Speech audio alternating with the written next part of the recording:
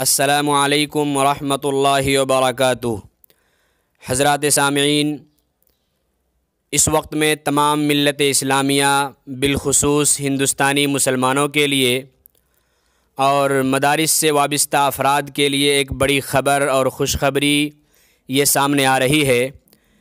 کہ عالمی وبا کرونا وائرس کی وجہ سے ملک میں نافذ ہوئے لاک ڈاؤن کے سبب گزشتہ تقریباً 11 مہینوں سے جو تعلیمی سلسلہ منقطع ہو گیا تھا، اب ایک مرتبہ پھر آغاز ہونے سے تعلیمی اداروں کی رونقیں بھی بحال ہونا شروع ہو گئی ہیں۔ مرکزی وزارت داخلہ اور حکومت اتر پردیش کی جانب سے گائیڈ لائن ملنے کے بعد طویل انتظار کے بعد آخرکار تمام دینی و عصری اداروں کے دروازے بھی طلباء کے لیے کھول دیے گئے ہیں۔ حالانکہ ابھی ہاسٹل اور چھوٹے بچوں کی تعلیم کے آغاز کے لیے مزید انتظار کرنا پڑ سکتا ہے۔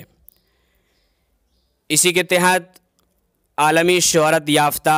ایشیا کی عظیم دینی درسگاہ دارالعلوم دیوبند میں بھی تعلیمی رونقیں بحال ہونے لگی اور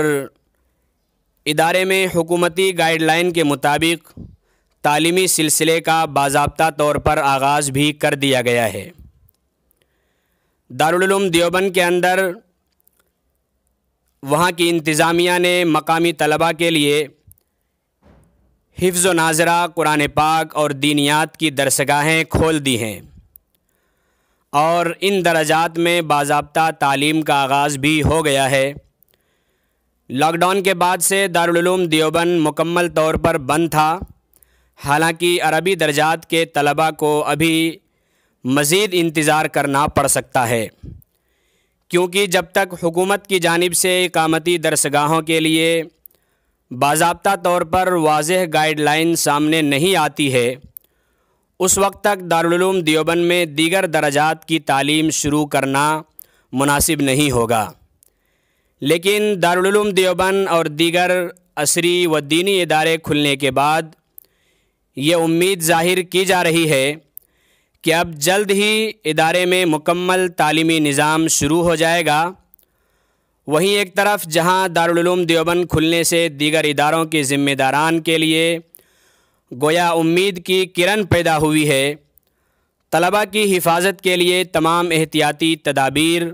اور ضروری اقدامات بھی کیے جا رہے ہیں۔ اس سلسلے میں دارالعلوم دیوبند کے روح رواں وہاں کے محتمم مفتی ابوالقاسم صاحب نعمانی دامت برکاتہم نے بتایا ہے کہ حفظ و ناظرہ اور دینیات کے لیے ادارے میں باضابطہ تعلیم کا آغاز کر دیا گیا ہے۔ حکومت کی مزید گائیڈ لائن موصول ہونے کے بعد دیگر درجات کی تعلیم کا سلسلہ بھی انشاءاللہ شروع کر دیا جائے گا۔ حضرت نے بتایا کہ طلباء کی صحت کے تئیں ادارہ نہایت ہی سنجیدہ اور حساس ہے اور حکومتی گائیڈ لائن کے مطابق سبھی احتیاطی تدابیر اختیار کی جا رہی ہیں۔ ناظرین، دعا فرمائیں اللہ تبارک و تعالی